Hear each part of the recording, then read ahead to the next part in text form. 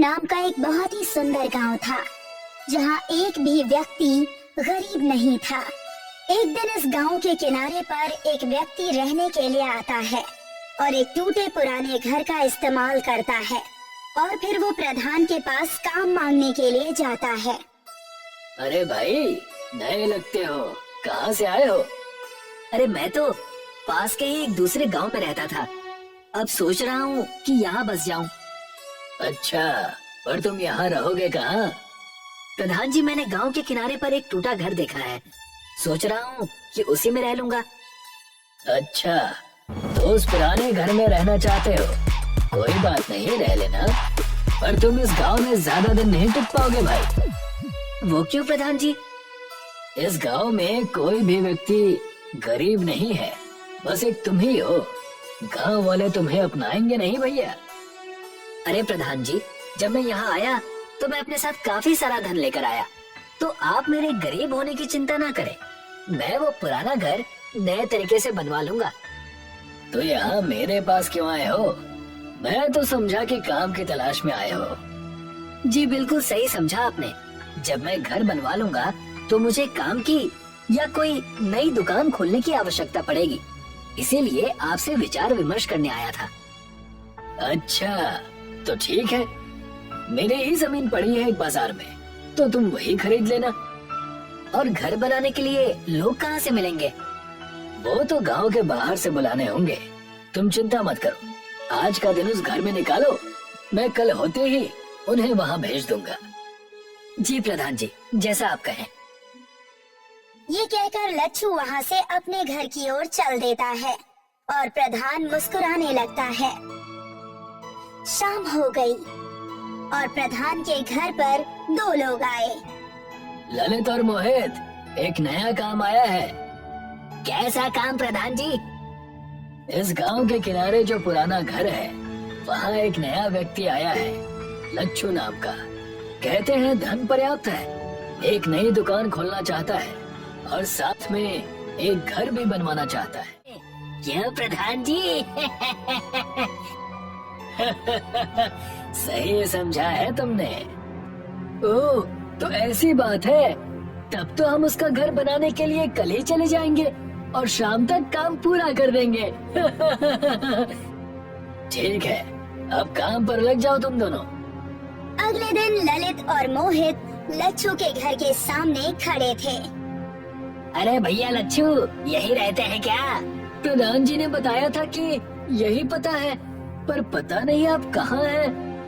तभी दरवाजा खुलता है और लच्छू बाहर आता है। हाँ जी भैया, मैं ही लच्छू हूँ और यही घर मैंने खरीदा था। आप बस इसे सही से बना दीजिए। चिंता न करिए, साफ कर देंगे पूरा। और ये बंजर घर लगने लगेगा चकाचक। ठीक है भैया, और पैसे की चिंता मत करिएगा, मैं सारा पैसा काम होते ही दे दूंगा।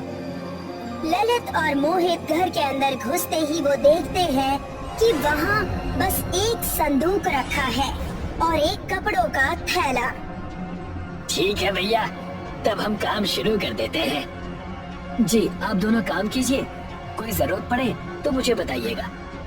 जी भैया जी। दोनों को काम करते करते काफी देर हो गई।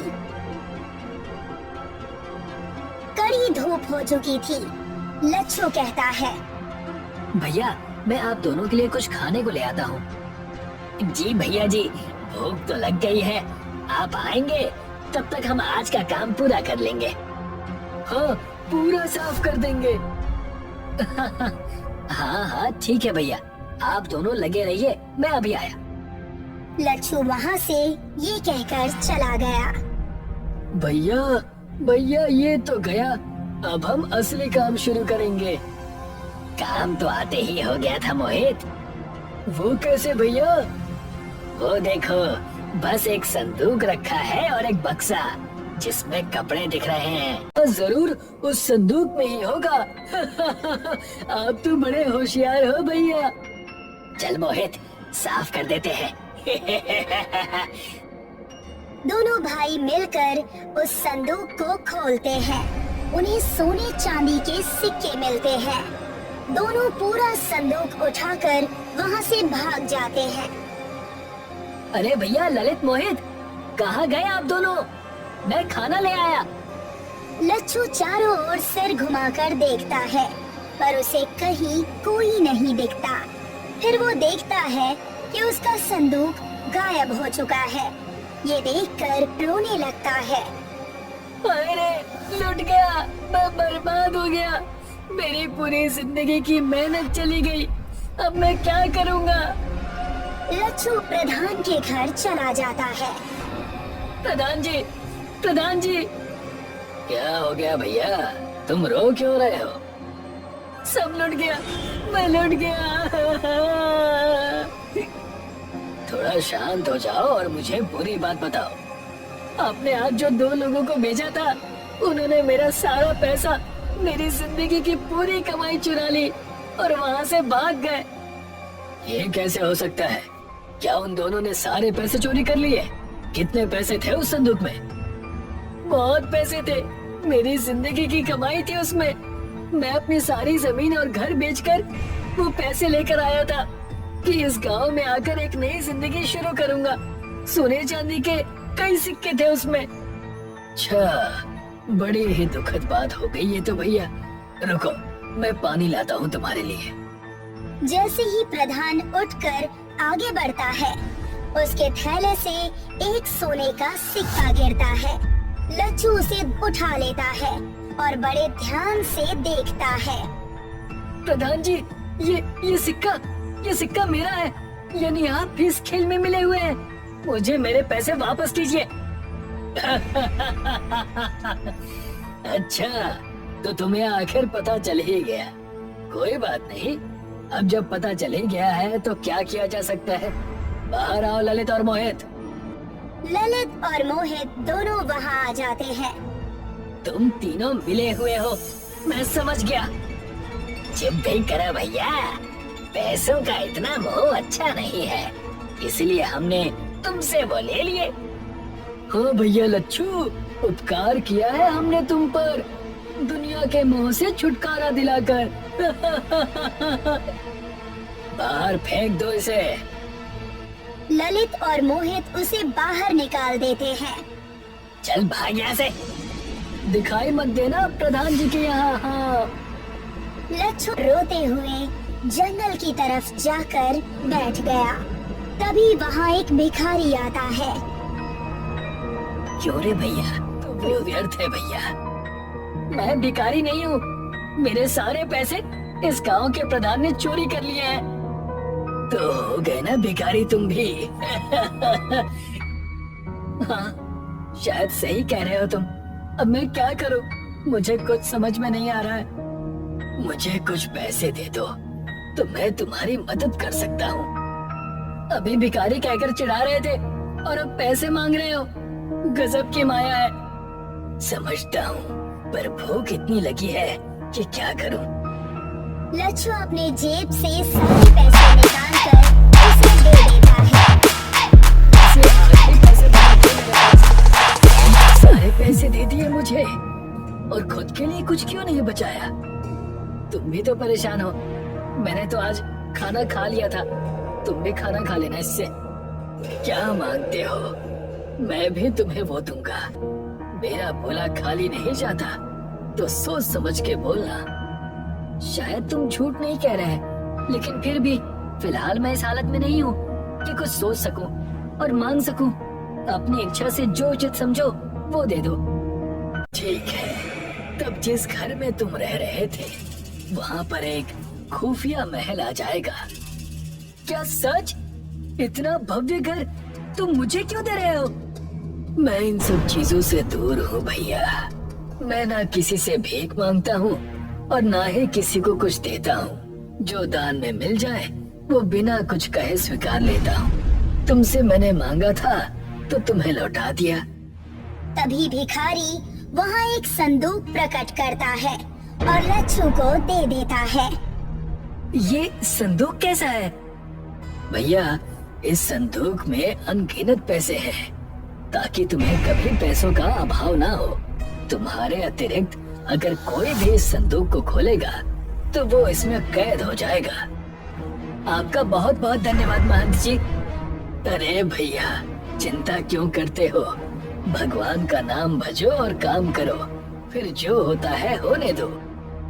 लच्छू हाथ जोड़कर उस इंसान को प्रणाम करता है और उसके जाने के बाद अपने खुफिया महल की तरफ आ जाता है।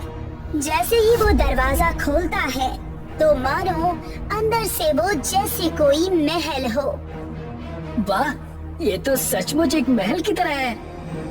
लच्छू बड़ा ही अचंभित होकर पूरे महल को देख रहा था। तभी उसे दरवाजे पर एक दस्तक सुनाई देती है। संदूक को रखकर वो दरवाजा खोलने के लिए जाता है। दरवाजा खोलते ही ललित मोहित अंदर घुसे चले आते हैं और एक पल के लिए बहुत चक्के रह जाते हैं। ये क्या है? कैसे? कहां से? कब से? क्या काम है? अब क्यों आए हो यहाँ? प्रधान जी! प्रधान भी घर के अंदर आ जाता है। क्या है? आप तीनों को अब क्या चाहिए मुझसे? दिव्य, दिव्य है ये भवन। कहाँ से तुम्हें मिला ये? तुमसे मतलब? अपने काम से काम रखो और अब चले जाओ यहाँ से। इस घर पर मैं कब्जा कर लूंगा कुछ दिनों में, और ये संदूक जो वहाँ दिख रहा है ना, इसमें लगता है बहुत पैसे रखे होंगे इसने। हाँ प्रधान जी, सही कह रहे हैं। वैसा ही संदूक है जैसा ये लेकर आया था। हमें लगा बस एक है इसके पास, पर इसने तो दूसरा भी छुपा रखा था। इतना दिव्य खुफिया महल मेरे जैसे प्रधान के लिए ही बना है, और ये संदूक इस महल के साथ मिल रही है। भाई वाह! चलिए इसे खोलते हैं प्रधान जी। नहीं, इसे मत छुओ। इसे बस मैं खोल सकता हूँ। अगर किसी और ने खोलने की कोशिश की तो पता नहीं क्या हो जाएगा। बेवकूफ समझा है क्या? लच्छू की बात काटकर प्रधान, ललित और मोहित उस संदूक को खोलते हैं, और जैसे ही वो उसे खोलते हैं वो तीनों को अंदर खींच लेता है। लच्छू उन तीनों को देखता रह जाता है और फिर डर से तुरंत संदूक को खोलकर देखने लगता है। उस संदूक में बस हीरे और जवाहरात ही मिले, और वो तीनों कहाँ चले गए इसका कोई पता नहीं चला। तब से लच्छू अपने खुफिया महल में रहने लगा। सूखापुर गांव में दिनेश नाम का एक लालची किसान रहा करता था। सूखापुर गांव रेगिस्तान में बसा हुआ था। उस गांव में वर्षा ना के बराबर होती थी। गांव के लोग गर्मी और सूखे की वजह से बहुत ज्यादा परेशान रहा करते थे। दिनेश के लालचपन की वजह से उसकी पत्नी रश्मि उससे बहुत परेशान रहती थी। एक तो हमारे गांव में वैसे भी सूखे का अकाल पड़ा हुआ है, ऊपर से तुम्हारा लालच समाप्त होने का नाम ही नहीं ले रहा। बकवास मत करो रश्मि। हमारा गांव वैसे भी रेगिस्तान में बसा हुआ है, और रेगिस्तान में हर महीने बारिश तो होती नहीं है। लेकिन मैंने सुना है कि पहले हमारा सूखापुर गांव हरियाली से भरा हुआ था और यहाँ पर बहुत अच्छी वर्षा भी हुआ करती थी। हाँ, वो घिसी पिटी कहानी मैंने भी सुनी है कि उस समय गांव में किसी इंसान के लालच की वजह से किसी दैवीय शक्ति वाले पुरुष ने गांव वालों को श्राप दे दिया, और उस दिन से इस गांव में हरियाली की जगह रेत ही रेत है। ये बिल्कुल सही बात है जी। आपको इस बात का मजाक नहीं उड़ाना चाहिए। देखो, मुझे तुम्हारी बकवास सुनने में कोई दिलचस्पी नहीं है। अगर तुम मेरे धन कमाने को लालच समझती हो तो समझती रहो। ना ही मुझे तुमसे फर्क पड़ता है और ना ही गांव वालों से। इतना कहकर दिनेश क्रोधित होता हुआ अपने घर से बाहर निकल गया। वो घर से कुछ ही दूर चला था कि तभी गांव का मुखिया दिनेश को देख गया। दिनेश मुखिया से नजर बचाकर छुपने ही वाला था कि तभी मुखिया की आवाज उसके कानों में टकराई। ऐसे मुंह छुपाकर भागने से कोई लाभ नहीं दिनेश। कोई ऐसा काम क्यों नहीं करते कि कभी अगर मुझसे बात करो तो आंख से आंख मिला सको? ऐसे कोई बात नहीं है मुखिया जी, मैं बस आपको देख नहीं पाया था। झूठ मत बोलो दिनेश, मैंने साफ साफ देखा कि तुम नजर बचाकर मुझसे भाग रहे थे। मैं आपसे क्यों भागूंगा मुखिया जी? क्योंकि परसों ही मुझसे बिरजू ने तुम्हारी शिकायत की थी। उसने कहा था कि तुमने कुछ रुपयों के लालच में अपनी बेकार की वस्तु सही बताकर उसे बेच दी। ये बिल्कुल अच्छी बात नहीं है। बिरजू एक गरीब किसान है, मत भूलो कि तुम भी एक किसान ही हो। मैं किसान के साथ साथ एक छोटा व्यापारी भी हूँ। और मुखिया जी, व्यापार में इतना तो चलता है। और वैसे भी बिरजू कोई दूध पीता बच्चा तो था नहीं, वो एक 26 वर्षीय हट्टा कट्टा नौजवान है। मैं इस गांव का मुखिया हूँ दिनेश। सिर्फ तुम्हारी पत्नी की शक्ल देखकर मैं चुप रहता हूँ, क्योंकि उसका व्यवहार बहुत अच्छा है। अगर तुम्हारी पत्नी का चेहरा नहीं होता ना, तो तुम्हें इस गांव से धक्के देकर बाहर निकाल देता। आप गांव के मुखिया जरूर होंगे, लेकिन इसका मतलब ये नहीं कि आपके मन में जो मन में आएगा वो करेंगे। मुखिया और सरपंच के जमाने चले गए, आज का जमाना कोर्ट कचहरी का है। अगर मुझ पर इतना ही क्रोध आ रहा है तो जाइए, जाकर किसी कोर्ट में मेरे नाम का मेरे खिलाफ मुकदमा दाखिल करा दीजिए। इतना कहकर दिनेश वहाँ से चला गया और मुखिया गुस्से से दांत पीसता हुआ बोला, पता नहीं ये अपने आप को समझता क्या है। एक दिन मैं इसे सबक सिखा कर रहूंगा। दरअसल दिनेश एक लालची किस्म का किसान था। वो खेती करने के अलावा तरह तरह की शहर से बेकार की वस्तुएं खरीद कर लाता और गांव वालों को सही बताकर उनसे अच्छी कीमत वसूलता और उन्हें मूर्ख बना देता। दिनेश एक छोटे से रेत के टीले पर बैठकर बोला, ये मुखिया अपने आप को पता नहीं क्या समझता है। जिस दिन मैं अधिक धन कमाने में सफल हो गया, उस दिन मैं स्वयं गांव का मुखिया बनूंगा और ये ईमानदारी जैसे बेकार के नियम फाड़ कर फेंक दूंगा। तभी वहाँ पर एक रेत का गुबार सा उठा और देखते ही देखते उस गुबार ने एक रेत के व्यक्ति का रूप धारण कर लिया।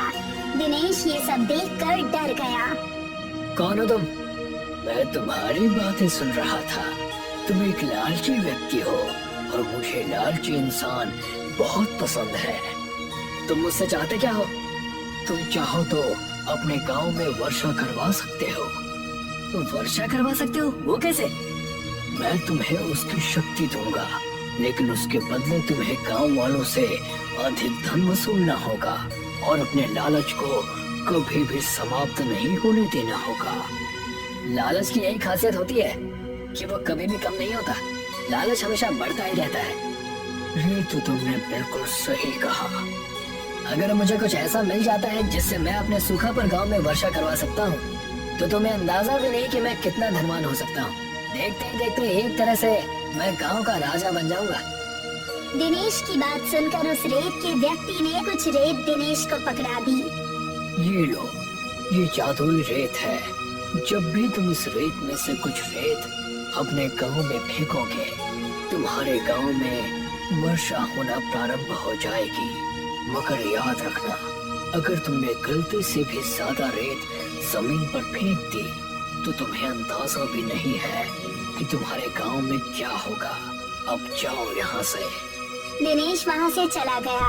दिनेश के जाते ही वो व्यक्ति हंसते हुए बोला, मूर्ख कहीं का, कितने समय बाद सूखापुर गांव में एक लालची व्यक्ति मुझे मिला है। अब समय आया है पुराना बदला लेने का। ये व्यक्ति अपने ही गांव को बर्बाद कर देगा। दिनेश उस रेत को लेकर सीधा अपने गांव पहुंच गया और सारे गांव वालों को एकत्रित करते हुए बोला, गांव वालों, क्या तुम चाहते हो कि हमारे सूखा पर गांव में वर्षा होना प्रारंभ हो जाए? ये तुम कैसी बातें कर रहे हो? कौन नहीं चाहेगा कि यहाँ पर वर्षा हो और यहाँ रेत की जगह हरियाली आ जाए? मेरे पास एक ऐसी शक्ति है कि अगर मैं चाहूँ तो इस गांव में वर्षा हो सकती है, लेकिन तुम्हें उसके बदले अपनी सारी संपत्ति मेरे नाम करनी होगी। वर्षा के बाद हरियाली होगी और तुम्हारी बंजर जमीन उपजाऊ हो जाएगी। उस जमीन में तुम जो भी फसल उगाओगे, वो सारी फसल मेरी होगी। लगता है तुम पागल हो गए हो दिनेश। जरूर तुम्हारा ये गांव के लोगों को ठगने का नया तरीका होगा। नहीं मुखिया जी, ये मेरे ठगने का कोई नया तरीका नहीं है, बल्कि ये सत्य है। वैसे तो मैं तुम्हारी किसी भी बात पर भरोसा करना नहीं चाहता, लेकिन अगर गांव वालों का भला होता है तो मैं साथ देने के लिए तैयार हूँ। मेरी इस गांव में जितनी भी जमीन पड़ी है, उपजाऊ होने के बाद उसकी सारी खेती मैं तुम्हें दे दूंगा, लेकिन पहले वर्षा करा के तो दिखाओ। दिनेश ने जैसे ही रेत का एक अंश जमीन पर डाला, देखते ही देखते आकाश काले बादलों से घिर गया और रेत में बसे हुए उस गांव में वर्षा होने लगी। सभी गांव वाले अपने गांव में पानी देखकर खुश हो गए। ये तो तुमने कमाल कर दिया दिनेश। तुम्हें ये चमत्कारिक चीज कहाँ से मिली? अपने काम से काम रखो मुखिया, और अपने वादे पर अटल रहना। इतना बोलकर दिनेश अपने घर पर आ गया। घर पर उसकी पत्नी खुश होती हुई दिनेश से बोली, गांव वालों ने बताया कि आपके हाथ एक चमत्कारी चीज लगी है जिससे गांव में वर्षा हुई है। मुझे बहुत खुशी हुई कि आपने अपने गांव की भलाई के बारे में सोचा। बकवास बंद करो रश्मि। ये सब मैंने गांव की भलाई के लिए नहीं बल्कि अपनी भलाई के लिए किया है। अब गांव में जो भी उपजाऊ जमीन होगी उस सारी जमीन पर मेरा अधिकार होगा। मुझे शर्म आती है आपको अपना पति कहते हुए। आपके अंदर लालच कम नहीं बल्कि और ज्यादा बढ़ गया है। जब तुम्हारा पति देखते ही देखते बहुत अधिक धनवान हो जाएगा ना, तब तुम्हें स्वयं पता चल जाएगा कि लालच बुरी चीज नहीं बल्कि बहुत अच्छी चीज है। दिनेश वहाँ से बाहर निकल गया। कुछ ही दिनों में गांव की जमीन थोड़ी सी हरी भरी हो गई, मगर वैसी नहीं हुई जैसा कि दिनेश चाहता था। दिनेश एक लालची व्यक्ति था। वो अपने आप से बड़बड़ाता हुआ बोला, लगता है गांव में वर्षा कम हुई है। एक काम करता हूँ, ये सारी की सारी रेत मैं जमीन पर फेंक देता हूँ। बहुत ज्यादा वर्षा होने पर यहाँ की जमीन बहुत ज्यादा उपजाऊ हो जाएगी।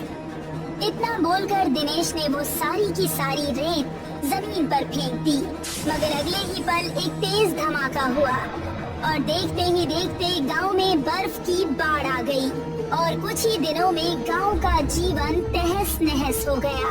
गांव में अब बहुत ज्यादा सर्दी बढ़ने लगी। सारे घर नष्ट हो गए। ये सब देखकर दिनेश उस रेत के टीले के पास पहुंच गया। कहाँ हो तुम रेत के व्यक्ति? तुमने तो कहा था कि मैं अमीर हो जाऊंगा, लेकिन मेरी वजह से ना जाने कितने लोग तबाह हो गए हैं। और तो और पूरे गांव में बर्फ की बाढ़ आ गई है। सभी गांव वाले ठंड से ठिठुर रहे हैं। कुछ ही पलों में वही रेत का व्यक्ति दिनेश के सामने आ गया। तुमसे मैंने कहा था कि उस रेत का इस्तेमाल ज्यादा मत करना, लेकिन तुम एक लालची व्यक्ति हो। तुम्हारे गांव वाले तुम्हारे लालचपन की वजह से तबाह और बर्बाद हो गए हैं और मुझे उन्हें तड़पता हुआ देखकर बड़ा आनंद आ रहा है। तुम कहना क्या चाहते हो? दरअसल किसी जमाने में मैं तुम्हारे गांव का मुखिया था। मेरे लालच की वजह से मुझे और गांव को श्राप मिला था कि मैं और पूरा गांव रेत में परिवर्तित हो जाए। बरसों बाद मुझे बदला लेने का मौका मिला और मैंने ले लिया। अब तुम जानो और तुम्हारा काम जाने। इतना कहकर वो व्यक्ति वहाँ से गायब हो गया। दिनेश मुंह लटकाकर अपने गांव चला आया। दिनेश को देखकर सारे गांव वालों ने उसे घेर लिया। तुमसे मैंने कहा था दिनेश, तुम्हारे लालच का नतीजा किसी दिन बहुत बुरा होगा। और देखो, आज तुम्हारे लालचपन की वजह से सारे गांव को कितना नुकसान और कितनी तकलीफ झेलनी पड़ रही है। मुझे अपने आप पर शर्मिंदगी हो रही है मुखिया चाचा, मुझे क्षमा कर दीजिए। मेरी वजह से गांव वालों को तकलीफ पहुंची है। मैं गांव वालों का भरपूर सहयोग करूंगा। मैं कोई न कोई उपाय निकाल लूंगा। अब तुम क्या करोगे? फिलहाल तो गांव वालों को ठंड से बचाने का इंतजाम करना होगा। इतना बोलकर दिनेश अपने घर से बहुत सारे मोटे बोरे और रुई ले आया और गांव वालों की ओर देखकर बोला, गांव वालों, हमारे घर तो तबाह हो चुके हैं। तुम सब बोरों और रुई से गुदड़ी के घर बनाओ ताकि तुम्हें ठंड में थोड़ा सुकून मिले। गांव वालों ने ऐसा ही किया। दिनेश के कहे अनुसार वो सभी बोरे और रुई मिलाकर झोपड़ी गुदड़ी के घर बनाने लगे। गांव वालों को इससे बहुत ज्यादा राहत मिली। तुम्हारे अंदर का बदलाव देखकर मुझे अच्छा लग रहा है दिनेश, लेकिन गांव वालों को अभी पूरी तरह से राहत मिली नहीं है। अभी भी कुछ लोग हैं जो बेघर हैं। मेरे पास एक उपाय है मुखिया जी। क्यों ना हम ट्रैक्टर की ट्रॉली को उल्टा करके उससे एक घर बनाएं। उससे होगा ये कि घर गर्म भी रहेगा और घर का घर भी हो जाएगा। वाकई तुम्हारा दिमाग का तो जवाब नहीं। अगर यही दिमाग तुम अच्छे कामों में लगाते तो आज बहुत सफल होते। मुखिया ने गांव में यही ऐलान कर दिया। गांव वालों का जीवन कुछ दिनों तक ऐसे ही चलता रहा, मगर एक दिन अजीब घटना हुई। देखते ही देखते गांव से बर्फ समाप्त हो गई और ठंड भी खत्म हो गई और सारे गांव में हरियाली ही हरियाली छा गई। मुखिया दिनेश के पास आकर बोला, दिनेश, ये सब कुछ कैसे हुआ? पता नहीं मुखिया चाचा, मेरी भी कुछ समझ में नहीं आ रहा। चलो चलकर देखते हैं। दिनेश अपनी पत्नी सहित मुखिया के साथ बाहर आ गया। पूरे गांव में जश्न का माहौल था। लगता है ईश्वर ने हमारी प्रार्थना सुन ली। आप सही कहते हैं मुखिया चाचा, शायद ईश्वर ने मुझे क्षमा कर दिया। तभी दिनेश के कानों में किसी बुजुर्ग व्यक्ति की आवाज टकराई। ये सब तुम्हारा ही कमाल है दिनेश। कौन है आप? और मैंने आपको पहचाना नहीं। मैं भी इसी गांव का व्यक्ति हूँ। वर्षों पहले इस गांव को एक श्राप मिला था। उस श्राप को दिनेश ने तोड़ा है। मुझे तो अभी भी ये बात समझ में नहीं आ रही, आप हैं कौन? बहुत समय पहले की बात है। एक साधु इस गांव में आए थे। साधु के पास कुछ मोती थे जो उसे शहर में किसी को देने थे, मगर गांव के मुखिया की नीयत खराब हो गई। मुखिया ने साधु के वो मोती चुरा लिए। गुस्से में आकर साधु ने मुखिया सहित इस पूरे गांव को श्राप दे दिया कि ये पूरा गांव रेत में परिवर्तित हो जाए, और वही हुआ। हाँ, लेकिन इससे मेरा क्या लेना देना? गांव वाले उस साधु के सामने बहुत गिड़गिड़ाए। तब साधु ने कहा कि इस गांव में कोई ऐसा लालची व्यक्ति जिसके लालच की कोई सीमा न हो, जब वो सुधर जाएगा और उसके दिल में गांव के लोगों के लिए भलाई जन्म लेगी और उसका लालच समाप्त हो जाएगा, उस दिन उसका श्राप टूट जाएगा। और फिर वही हुआ। इतना कहकर वो व्यक्ति वहाँ से चला गया और गांव में सभी लोग